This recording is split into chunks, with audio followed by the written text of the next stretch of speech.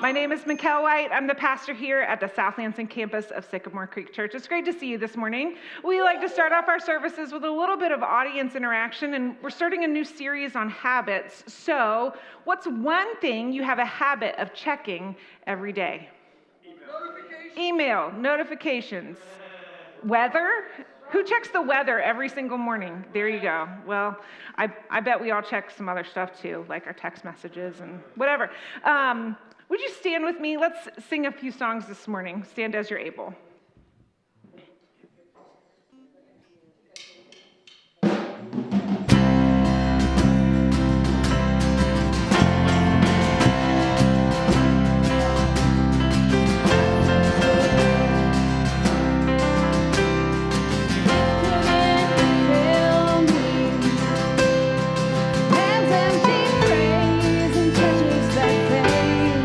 Never know.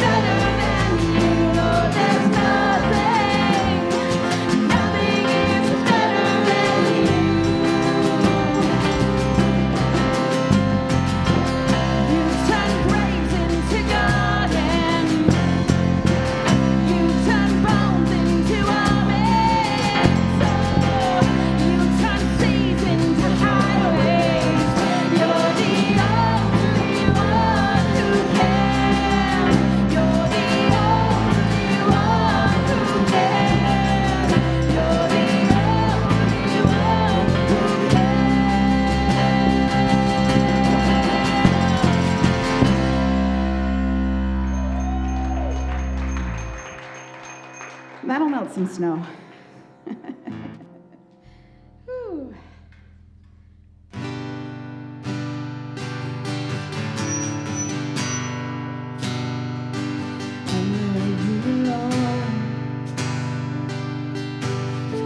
Your mercy never fails me.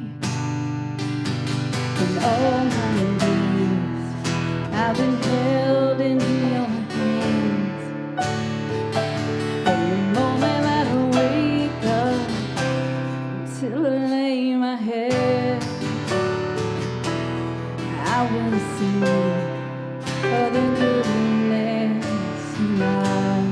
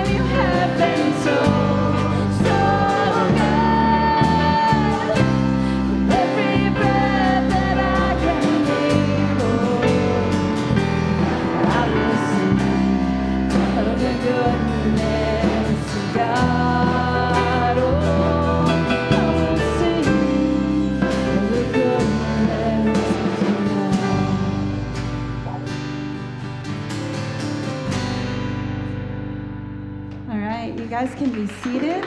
And kids, it's time to go to Kids Creek. Have fun. All right. Well, this morning, my co-host is Allie Watson. Hello. If you have not had the pleasure of meeting Allie, you may have emailed with her. Yep. You manage, you're our office admin. Yes. Is that what you would call yourself, coordinator? director? Office director. Office director. Yeah. So she manages our database and handles mailings and coordinates with volunteers. And you serve on our vision team. Yes, I do. So she helps out with that too. So it's great to have her here with us this morning. Yeah, it's great to be here. All right. Yes, so inside your programs, you will find a connection card. Please feel free to fill that out in its entirety. If you have a new address, you can fill that out. Let us know what you're interested in, and you can do it on the card or this QR code. You can do it online if you like to do and then virtual. Hang on to it. We'll give you more instructions later. Yep. All right, take out your cell phones. Now, quick caveat, if you get on social media, do not look at the score of the US-Canada hockey game that's happening right now. I don't want spoilers, but you can post your selfie, all right? Or just take a selfie and post it later. We like to post selfies with the hashtag SCCMI. Just let people know that you're part of a faith community. And yeah, that's what we're doing there. Yep. All right, so we're starting a brand new series this week. It's called Holy Habits. And one of the great things about being part of 3 campuses is that if you have a busy week, like the gas giveaway and Ash Wednesday service, which we had this week, we have a video that we can share, which is really well done. So we're going to hear from Pastor Tom today. If this is your first time here, then you should know that we pause throughout our message for some chat questions. You don't have to talk about whatever the chat question is, but it gives you a place to start, just a place to process what we're talking about. So our message this morning, it begins with this. What if holiness isn't about perfection, but about practice? In Holy Habits, you'll experience the small, consistent rhythms that build a life of purpose and peace.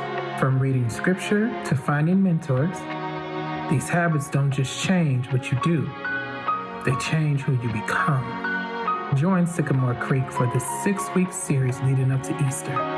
Holy Habits, small choices, sacred rhythms, a life that lasts.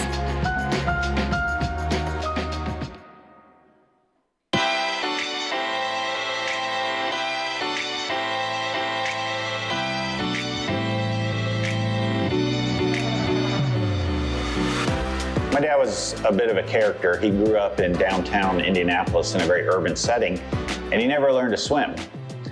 He was a grown man and he never learned to swim, but one of his favorite places to go to was the Bahamas.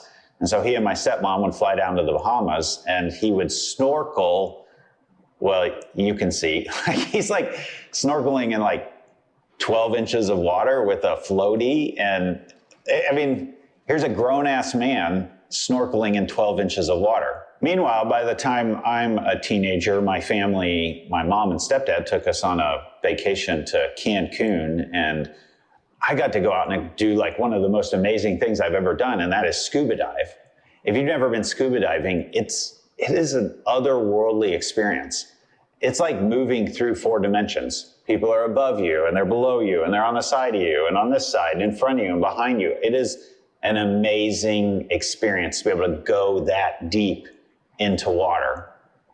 Now, my dad, who could only snorkel in 12 inches, never got to go that deep. There are some other things, though, that my dad was amazing at. My dad was an amazing caulker.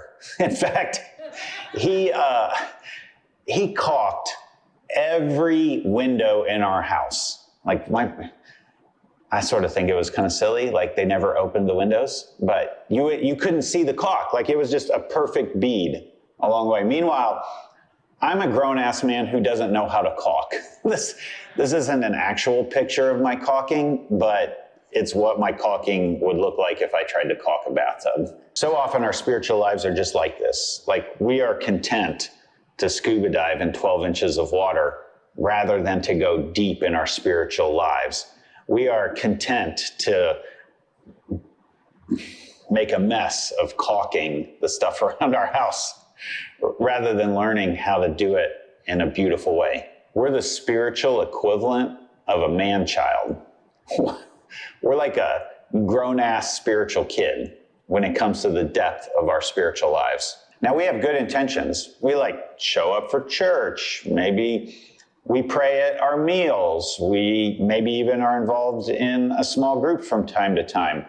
These are momentary inspirations that put us into gear, but then slowly we sort of fade away. This is in contrast to kind of how we think about church or worship services. I mean, look around our church. Look at all the amazing, talented people, like the amazing artists, the amazing musicians, the amazing small group leaders, the amazing leaders, the amazingly talented people all around us. And yet somehow we can still be spiritually shallow. Noah Heron, the author of Holy Habits, says this: we've got loads of talented Christians, but what about our relationship with Jesus? We got loads of talented Christians, but what about our relationship with Jesus? Sometimes, even as a pastor, I think, I know a lot about God, but do I actually know about walking with God? I mean, I want a deep, vibrant relationship. I want to go deep in my relationship with God, like scuba diving in the depths, where it's like 4-dimensional all around me. And yet sometimes I just am satisfied with snorkeling 12 inches in the water. Let's stop for a minute and let's let you catch your breath, come up for breath, so to speak. And this is sort of the funny irony of this whole thing, is we're not going to go real deep right now because we always try to start the first chat question a little bit light, like to get you warmed up. But turn to your neighbor or put this in the chat. What's something that you feel like you should have already mastered by now as an adult or at this stage in your life, but you just haven't? I'm not talking about just spiritual stuff, like just any skill in life. Let's talk about it.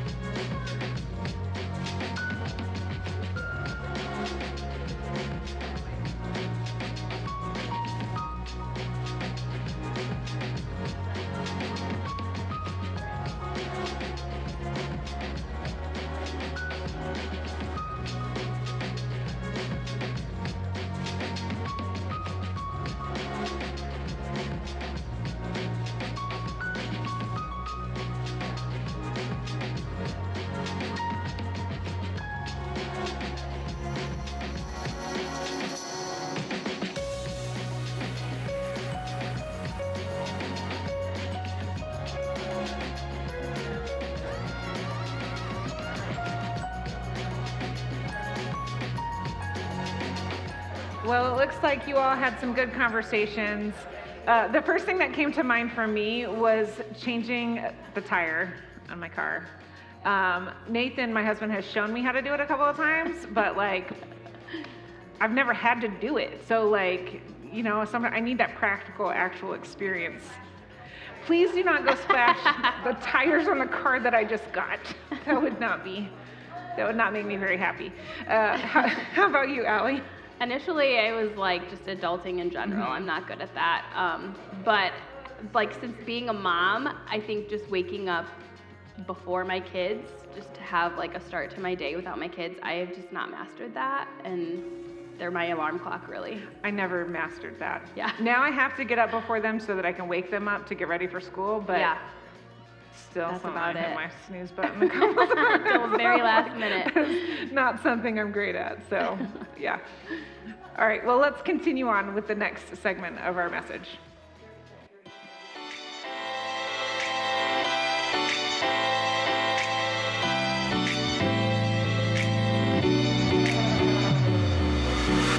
I think there's a way that we all want this sort of depth, but we struggle with shallowness. You can think about that old onion metaphor, an onion has different layers. You peel off the first one and the second one and the third one, and by the time you get down to the bottom, like you're crying, right? Because the onion's hurting your eyes. But a lot of times in life, we just stay on that front surface or that top surface. Now, I'm a man, so I'm going to speak to men here just for a minute. Men are horrible at this. I mean, not every man, but a lot of men really struggle with like getting past the surface. Like we're willing to talk about sports and hunting and maybe our jobs, but like the idea of getting deep in anything, let alone our spiritual lives, well, we just struggle with that. And of course, men aren't the only ones. Women sometimes struggle with it too. Today, we're starting a new series called Holy Habits. It's based on a book of the same name by author Noah Herron. And in it, he describes like how church is full of talented people. Like we show up, we provide our talents, all of these amazing things that we bring, and yet somehow there's still a sort of shallowness in our relationship with God. Noah Herron says, our talent is extraordinary. Our work is consistently getting better. But what about our relationship with Jesus? It's not that we're lazy. It's not that we just don't want this. It's something more like we built a faith that relies on moments rather than movements. We built a faith that relies on moments rather than movements. We want depth instantly, but depth doesn't come instantly. It comes in the quiet, cultivated, the habits space. One of my favorite authors writing about these sorts of things over the years is Richard Foster, and I've gone back to him over and over again. He wrote a really kind of modern classic called Celebration of Discipline. I know, what an ironic name, right? How many of us actually celebrate discipline? But here's what he has to say. The desperate need today is not for a greater number of intelligent people or gifted people, but for deep people. The desperate need is for deep people. In a lot of ways, we've learned how to perform Christianity without it really being getting deep into us. It makes me think of the whole performative male movement. I don't know if you're familiar with this, but it's men who are performing feminism or feministic values for the sake of attracting women who are feminists. In fact, there have been whole contests, who can be the best performative male. I mean, look at these pictures. This is wild. There's definitely kind of a performative male core that has sprung up around what it means, but that it's only 2 inches deep. These aren't real values that they live into. It's a sort of bait and switch. The good news here is that God isn't hiding. God is ready to receive that sort of deep relationship with us. In fact, God is calling us to it, wooing us to it. It just takes regular, consistent habits over time. Holy habits are daily habits that help us stay in love with God. Holy habits are daily habits that help us stay in love with God. Now, Jesus modeled this for us. Jesus withdrew to lonely places to pray. He quoted scripture when tempted. He practiced Sabbath. He meditated on God's word. He lived with a rhythm of work and rest. When Jesus was tempted by Satan, I mean, maybe you know the story. There were a bunch of different temptations, 3 of them that Satan put before Jesus. He didn't resist by doing grand, big things. He didn't do miracles. He didn't save himself.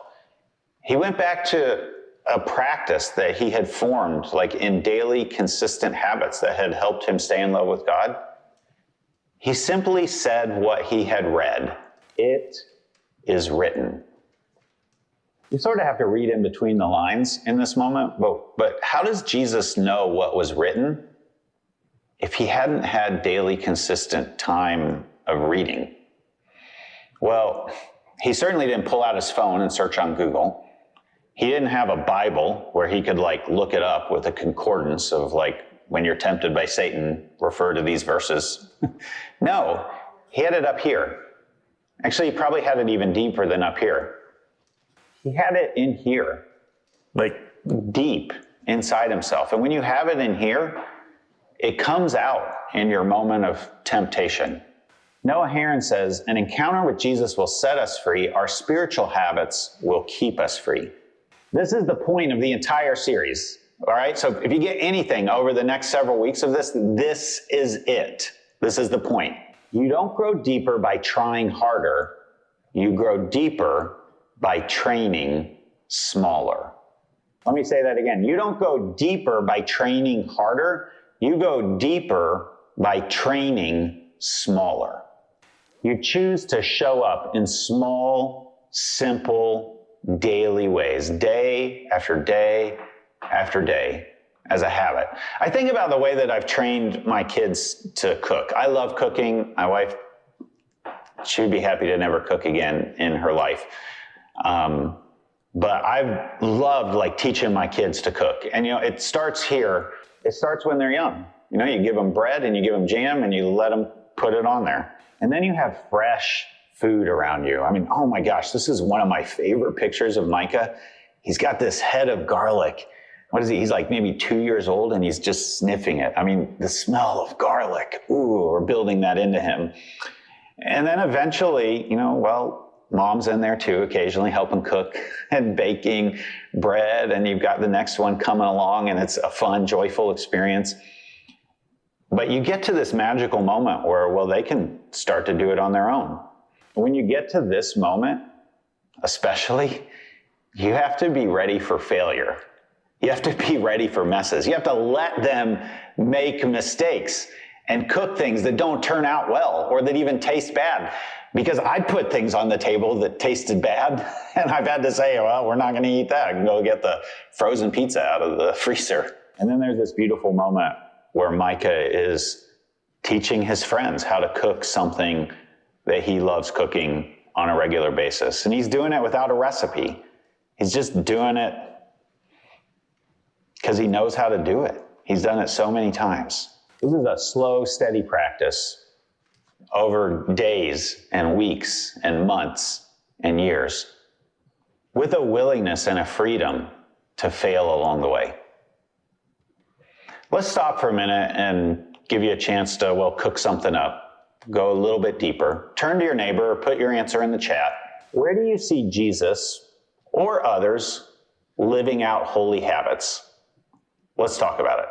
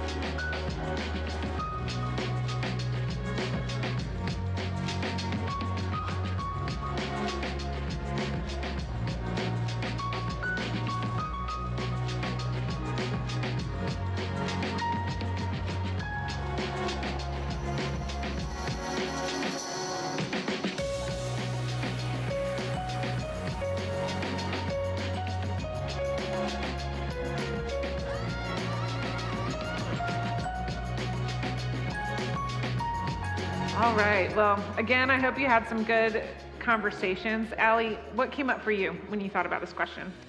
So I feel like it's really easy to see Jesus living out holy habits for us. For me, when I look around in the world, I have to be more intentional about seeing people living out holy habits, and even for myself.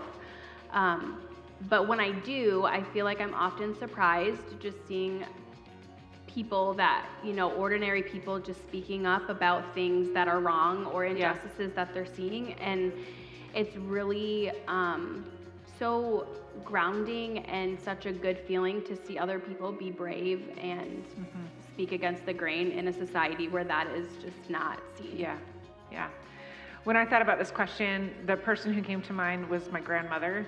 She passed away a couple of years ago, but I remember when I would stay at her house, she had her faults, as we all do, but stay at her house as a young girl and would wake up and go looking for her, and she would be in her chair in the living room, still in her nightgown with her house coat, but like her Bible's out, had the Bible cover on it, like the little quilted zipper thing. I love that. But it was every morning she was reading her Bible, so I guess that's a person I remember seeing, like it kind of formed a core memory. Yeah. All right, well, let's continue on with our next segment.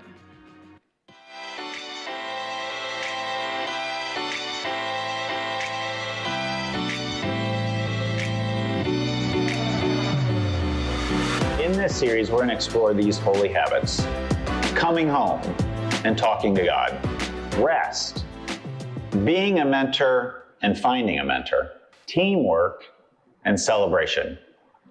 But today, what we're going to take a look at is this: read it and choose it.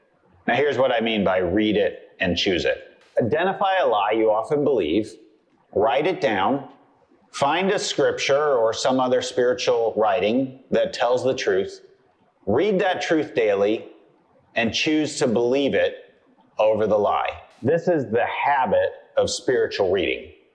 And this can be reading the Bible, of course. That's what we hope you would be reading on some level. But it also can be reading other spiritual guides. There's a lot of wisdom from people who have gone before us, or even who are alive with us now. Most of us probably have some sense about the lies that we tell ourselves, but how do you find the truth? How do you find it in the Bible or in some spiritual guide? Well, there's a real simple way to do that. Google it. That's an easy way. It's maybe not the deepest way, but it's a way that I often start. You could also ask a trusted friend, a trusted spiritual mentor who's a little further along than you are in this whole spiritual life. You could ask an elder. You could ask your pastor. You could be in a small group and ask your small group. And there's this thing that we make every single week. It's called a sermon. And you could go and look through the backlog of sermons and find a sermon that spoke to the issue that you needed, and find the Bible or a quote from that sermon that is the truth that you need to counteract this lie. I'm not talking about a one-time breakthrough here. I'm talking about a daily practice, or again, don't get caught up in perfectionism. If we're talking about a daily practice and you hit 3 out of 7 days consistently over your lifetime, give yourself a high five. That's fabulous. You've consistently hit 3 times a week over your lifetime. Don't let perfection get in the way of the really, really good. Over time, this builds something strong in you. It's just like muscles, like building muscles. It builds a spiritual muscle in you consistently over time. Noah Heron says this: you'll never choose the truth if you don't know it. And if you never choose it, then you'll never live it. For example, if the lie that you tell yourself on a regular basis is, I'm never enough, and you've internalized that lie into yourself, well, here's a scripture that you could pull out and not just memorize it, but learn it by heart. It's Paul's letter to the Corinthians, the church at Corinth. My grace is sufficient for you, for my power is made perfect in weakness. Read it. Choose it. Say it every day when you wake up in the morning, when you go to bed at night. I think back to a special moment for me that took place in Bayview Chapel. This is an actual picture of the chapel. It's in Bayview, up near Petoskey. It's a historic Methodist summer community. And on June 10th of 2003, this was the place where I heard God call me to be a pastor. Now, it wasn't something audible. It was in my gut. It was a strong conviction, one of the strongest convictions I've experienced. You know how you get convicted when you've done something wrong, your conscience, my gut gets twisted in a knot, and I'm I got to go fix that. Well, this was that experience, but in the positive. It was like, if I don't do this, I will be doing something wrong. And I had all kinds of fears about whether I was enough to be a pastor. I went home that night and I wrote down in my journal all of the fears that I had. I had like a list of about 16 of them. By the way, journaling is another holy habit.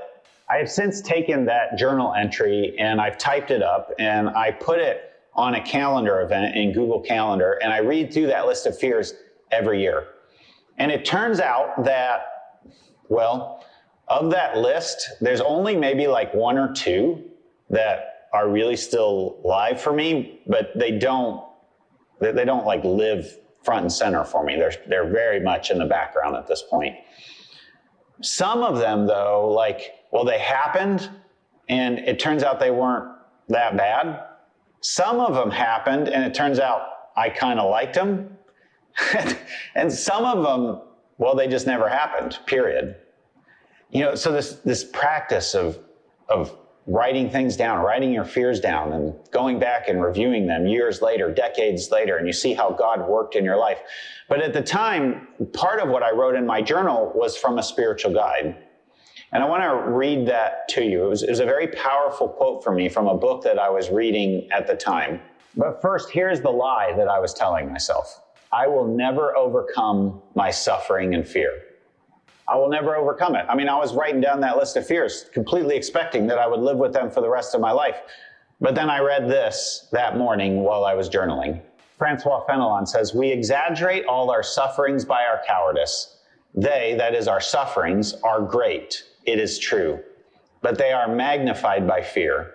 The way to lessen them is to abandon ourselves courageously into the hands of God." Abandon ourselves courageously into the hands of God. That's the way to get over our fear. And so I said yes to that call. I abandoned myself.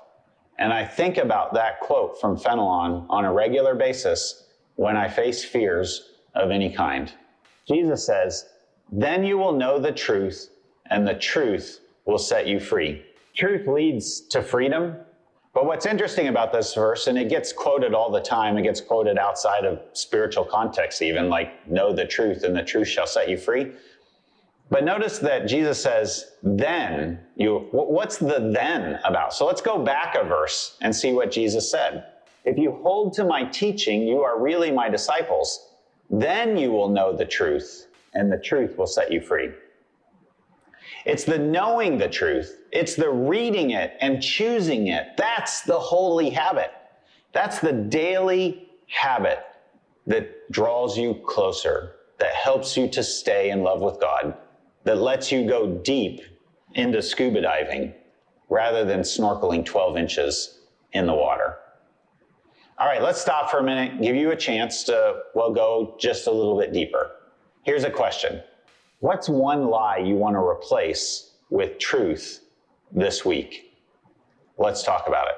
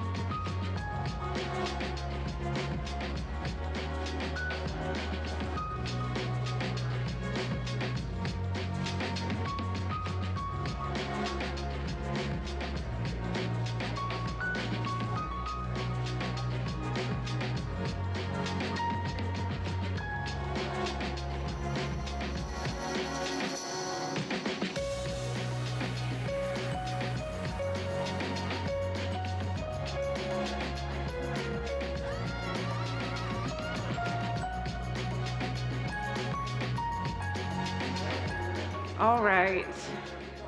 Allie, I didn't ask if you wanted to go first or if I wanted to go first. I'll go first. Okay.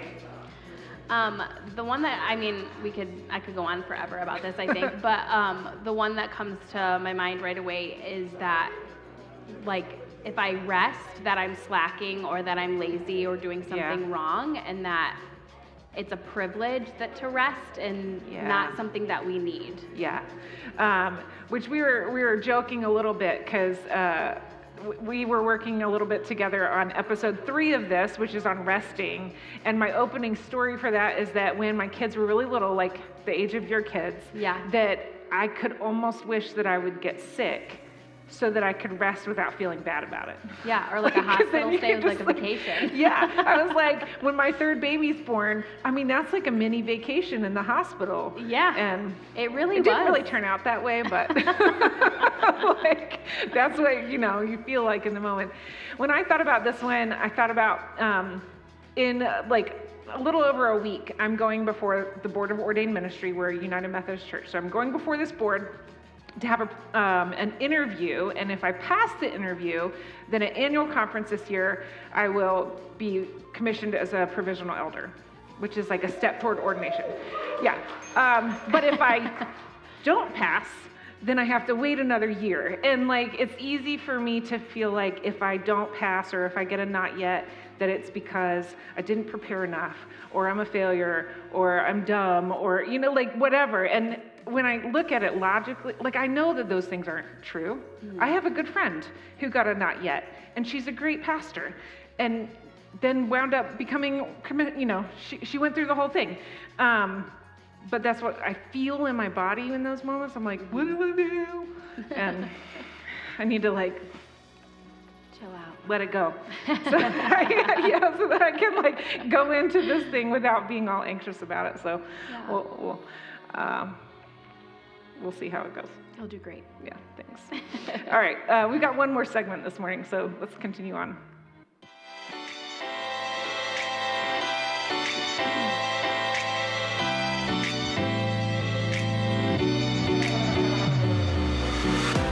What if we were not just a church of attenders, but a church of appliers? What if we wore truth around like an armor so that it set us free and we walked in freedom? Noah Heron says this: massive spiritual results always start with small daily decisions. An encounter with Jesus will set us free, and our spiritual habits will keep us free. We don't need more hype, we need more habit. We don't need louder worship, we need deeper roots. We don't need one more spiritual high, we need one more small act of obedience today. If we embrace this together, our church wouldn't be known for the branding of it. In a lot of ways, we are known for our branding as Sycamore Creek, like how people feel about us, but we would be known for people being set free. Free because they know and embody the truth. This is not just about you. It's about all of us together. And when we do this together, there are some habits that are communal habits. There's habits that we do together. And there's big dents that we can make in the world and the problems of the world when we act together. Like, here's a lie that sometimes we tell ourselves: I can't make a difference in our world. But here's the truth, and this truth comes from Martin Luther King Jr. We are caught in an inescapable network of mutuality, tied in a single garment of destiny. Whatever affects one directly affects all indirectly. Write that MLK quote on a little 3x5 card and put it on your mirror in your bathroom and read it every morning. We are tied together. And that's the truth. We can make some kind of impact. In fact, we have an opportunity to do that as a church. United Methodists from all around the state in Michigan are gathering for a day of advocacy at the Capitol this year on March 18th. It's a day of advocacy to help maintain resources for hunger to overcome food insecurity. Let me walk you through the history of this advocacy day here at the Capitol. In 2023, United Methodists gathered to advocate for gun safety laws. This was right after the MSU shooting. In 2024, we gathered to advocate for mental health access. In 2025, we gathered to advocate for insurance reform, particularly car insurance reform. There were some little loopholes that people were following through who had major accidents. And this year in 2026, we gather to advocate for hunger resources. There's a big state budget shortfall coming up, and we're going to be at the Capitol telling our state legislators, don't you think about removing money from people and needs and resources who are hungry. Make that a top priority. Now listen, Advocacy Day is not a rule. Like, this is a habit. It's a habit of like doing the right thing over and over again, advocating, building a culture that embodies the good and the beautiful and the true on a regular basis. You're not trying to be a better person. You're trying to be a freer person. And that's like through, again, small daily habits, day after day after day. Consistency leads to intimacy. Consistency leads to intimacy.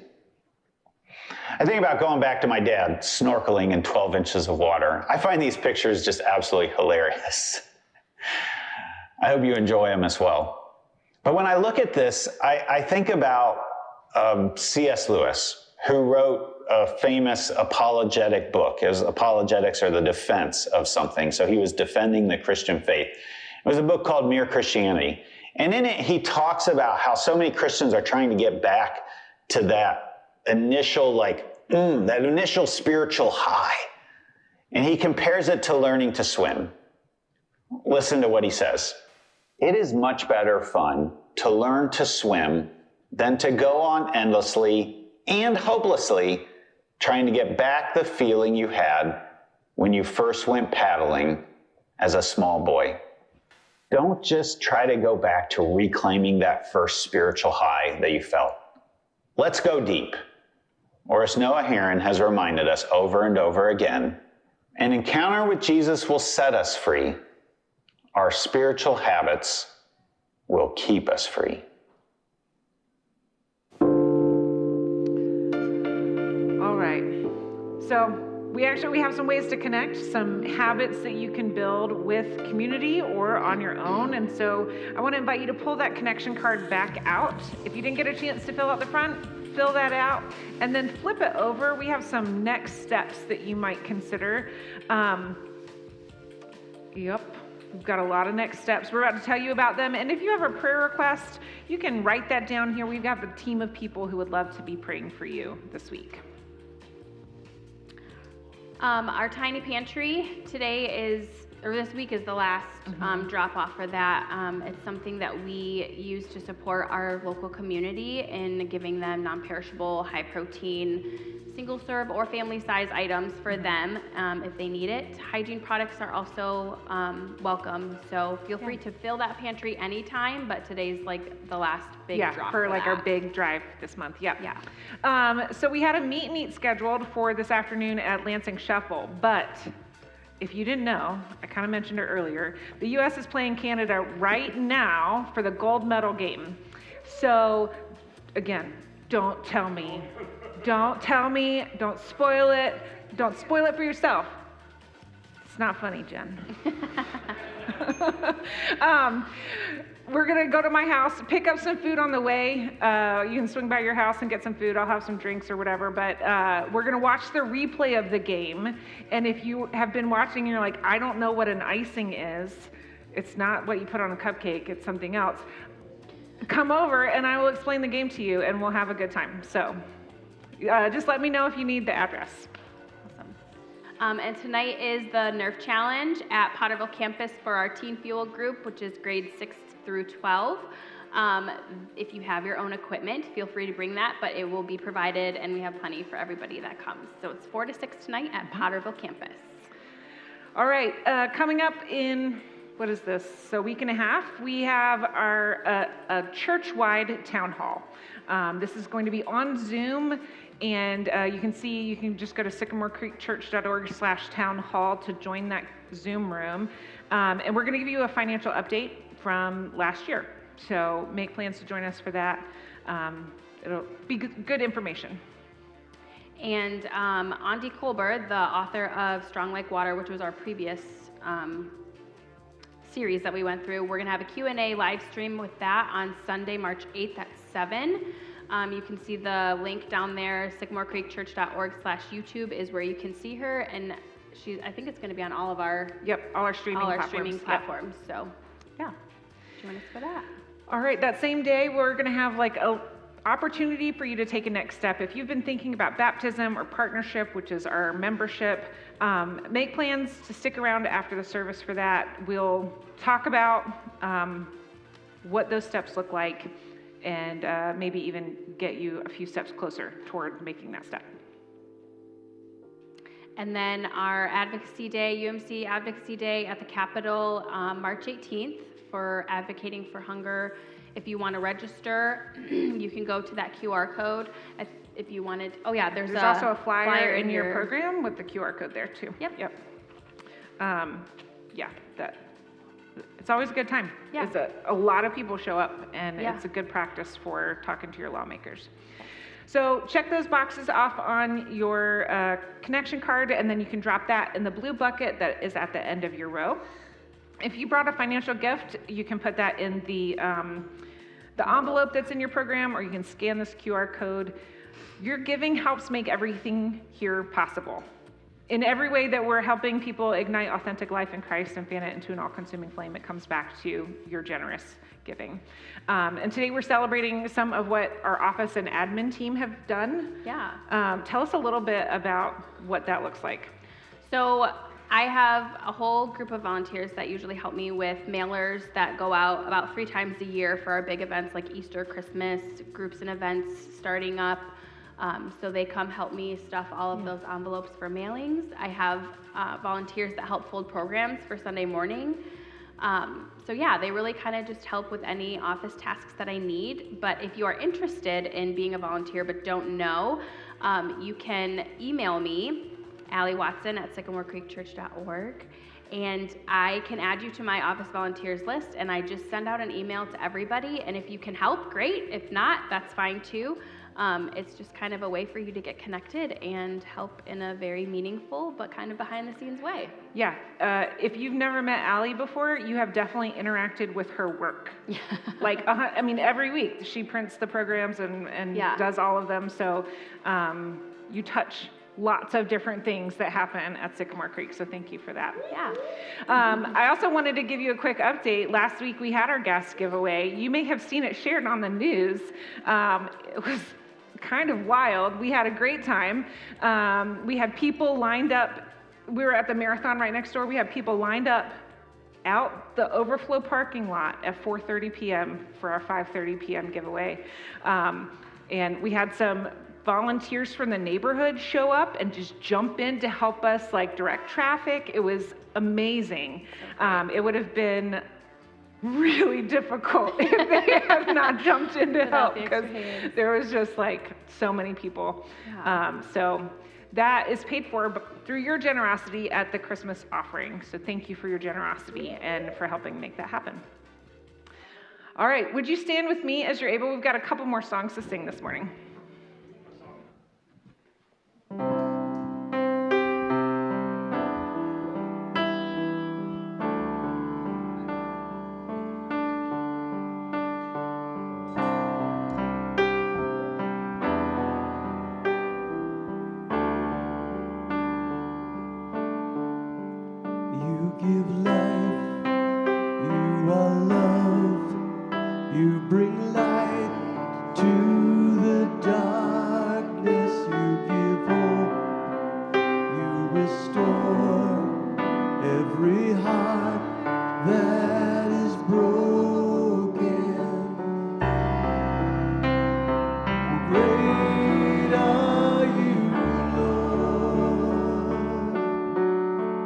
It's your breath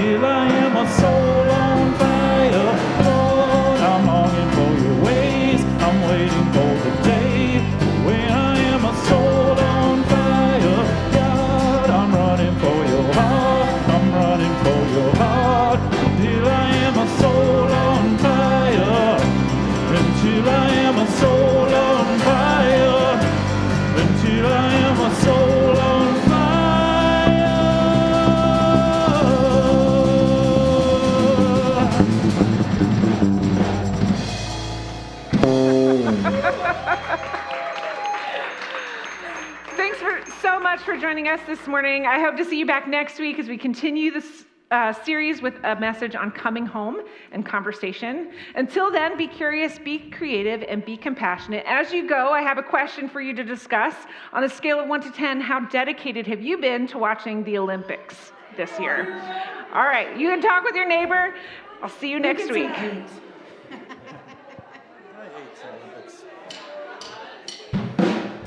Lord, let me burn for you again. Lord, let me return to you again. God, I'm running for your heart. I'm running for your heart. Till I am a soul on fire. Lord, I'm longing for your ways. I'm waiting for the day when I am a soul on fire. God, I'm running for your heart. I'm running for your heart. Until I am a soul on fire. Until I am a soul